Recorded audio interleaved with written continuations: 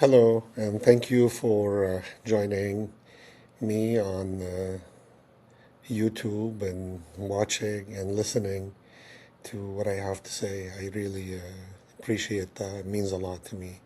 So, today I want to talk to you again about the service members of the National Guard and the reserves. We talked before about some of the things and problems that National Guard members go through when they join the military, when they deploy and come back, and the lack of benefits and support. So today I'm going to give you, a good example of that because ultimately I want to show you that this Congress that we have is way behind on times, and the government, be it the executive branch, is even worse. Nothing's being done to take care of the service members, specifically National Guard members. As you know, right now we are involved in an operation against Iran, and the first 6 service members to die in this operation were members of the Army Reserves. So the Army Reserves is similar to the National Guard. It's part of the reserve component, and their structure is almost set up. I'm talking about the benefit structure is almost set up the same way like the National Guard. So if you're a high school graduate today and you want to serve your country, but you don't necessarily want to go, full time. You want to come back somewhere close to where you live, and you want to feel whatever you're doing is connected directly to your community. Then the best service you could do that would actually give you that satisfaction would be the National Guard in your state. So in my case, it was California. I joined the California Army National Guard. But a high school graduate is, roughly about 18 years when, you could join the military. So this person decides to join the military, and they go through all the tests, all the medical tests, the IQ tests, and knowledge tests. And like I said before, you know, the force is voluntary, so enough qualified people need to volunteer every year so we don't have a draft. Then this person goes through all these hoops, fitness and this and that, and basically gets enough high score on their ASVAB test, and they decide that this person is completely qualified. Then they join at the age of 18. They go to basic training and their specialty training, and they come home and do one weekend a month, 2 weeks a year. And I'm just talking about a typical National Guard person. I'm not talking about when we're at war, like when we were at war after 9/11, where the National Guard soldiers ended up deploying multiple times, serving, many years on active duty defending this country. I'm just talking about a regular person. There is nothing going on. They're just doing one weekend a month, 2 weeks a year, and occasionally maybe there is a fire or something. They get locally activated. So after 20 years of service, if this person stays in service for 20 years just doing that, then they're eligible for retirement benefits. So I want you to count from the age of 18, add 20 years, that's 38. So at 38, this person can retire from the National Guard. And the same way, if somebody joins the active duty force and they stay in 20 years, they can retire as early as 38 when they complete their 20 years. But here is the difference between active duty and the National Guard or the reserve basically Army Reserves or Navy Reserves. this person will not be able to collect their retirement benefits until they're 62. So count how many years from 38 to 62. You're talking about maybe 24 years roughly, until this person sees the first benefit from the 20 years they spent in the military defending this country, defending their state, defending their community against, I don't want to even bring up war, natural disasters, okay? Fires, hurricanes, you name it. There's always an issue in every state that requires the National Guard to be involved. Protecting borders, all these things that they task the National Guard with. So I want you to put this in perspective. You do 20 years, you serve, and then you have to wait 24 years to collect on those benefits. How shameful is that? And why is that okay? And I know somebody's going to say, well, when they joined, they knew these were the rules. And okay, just because they joined and they knew these were the rules and all that stuff does not make it right, and does not make it okay that this continues for as long as it has continued. This is ridiculous. If you worked for company A for 20 years and they offer retirement and pension and whatnot, does the government allow this company to defer it for 24 years?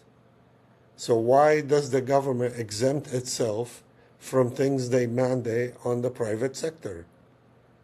Why don't they give people what's owed to them? Why don't they do the right thing by people?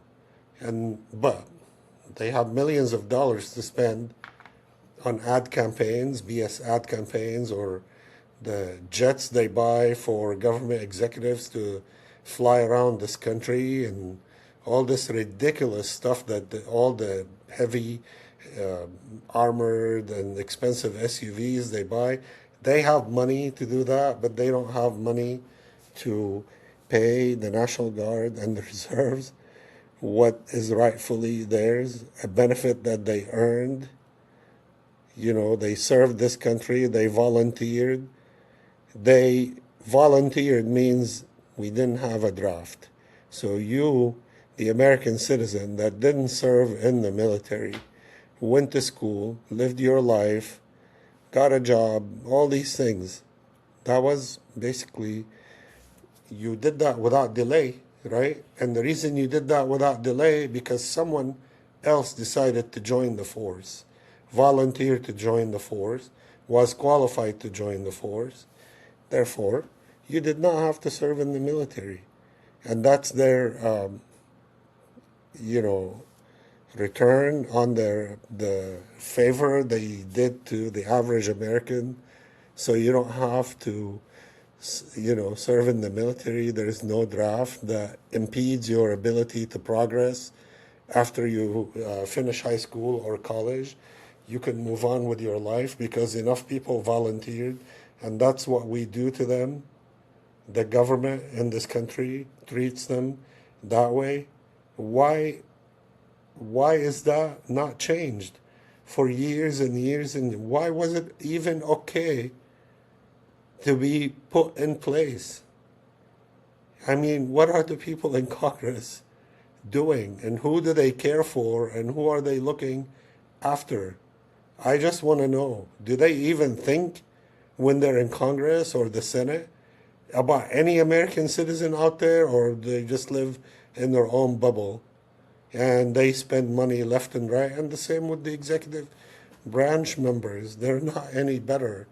They're spending money left and right, but they choke on giving benefits to veterans, to the National Guard and the reserve component service members. How shameful is that?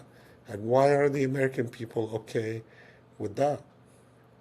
You shouldn't be okay with that. You should ask every representative, every government official you talk to about these archaic systems, unfair and unjust systems that they put in place. This is ridiculous. You served for 20 years. You did your job. You're done. Their job is to take care of you. And I'm talking about somebody that didn't deploy overseas or anything. What if you deployed multiple times? What if you were injured in your deployments and whatnot, and all these things that happen to people when they deploy, when they're engaged in military operations? Same thing. Oh, wait another 24 years. You have to wait 24 years. Now you cannot rely on the investment that you made by joining the reserve component of the military, that it will be there for you when you're basically done with your service. Why can't they just finish it and give you what you deserve, what you earned, what they promised you? And why is it okay for the government to always exempt itself from things they mandate on the private sector? Why don't they provide medical care for all the reserve component members like they mandate on the private sector to provide medical care or retirement or all these things that they mandate on companies? Why doesn't the government lead the way and offer those benefits to the reserve component service members? Is beyond me. And I'm talking to everybody, Democrats, Republicans, independents, whatever your affiliation is. How shameful. How shameful. This government does not even think about the American citizen. And I'm giving you, that's a fact, that's an example of people that put their lives at risk, put their careers at risk, their families, everything gets disrupted when they're activated. And they go and they do it happily and loyally, and you ask them to do it 1,000,000 times, and they will do it 1,000,000 times for this country and its people. But what do the representatives of the American people do? Turn their back on these good folks that join the military service and protect this country from natural disasters and enemies, foreign enemies, not just natural disasters. They go fight wars, just like they fight and help you in a hurricane or a fire or an earthquake or anything like that. And that's how you reward them, by telling them, wait 24 years to collect your benefits. But the government wants to tell the private sector, oh, you have to provide this and this and that. But don't ask the government to provide anything or do the right thing for the people that basically serve in the military, right? Do not, God forbid, because it might cost this or that. We don't want to pay for that. We don't have money, but we have money to pay for jets to move officials in the government. We have money to pay for advertisement and this and that. And I'm talking about millions of dollars. Millions of dollars, folks. Hundreds and hundreds of millions of dollars they spend on BS like that. Jets. Why can't they fly commercial? I don't understand. Okay, why can't they fly commercial? And they can have their security get on board with them and do all the security checks and everything. They don't need to fly in these private jets. I don't care what their position is. Only a few people in this government need to fly on private jets, okay, because of the sensitivity of their jobs. The rest of them don't need any of that. They can fly on commercial airlines, even if they have security. Well, security can fly with them on commercial airline. If they book half the plane for them and their security, it's still cheaper than buying a private jet and maintaining that jet and paying for the pilots and all that BS that they do. Okay? So just think about that.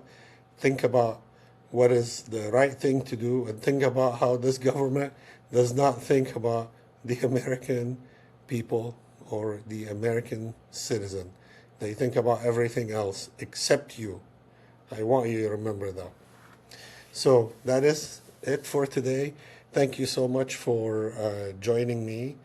And please subscribe to my channel. And I will continue to bring you guys more topics and more things related to my experience in the military and life in the United States. I have very interesting stories, and soon I'll have more topics to talk about. Okay, thank you and have a good weekend.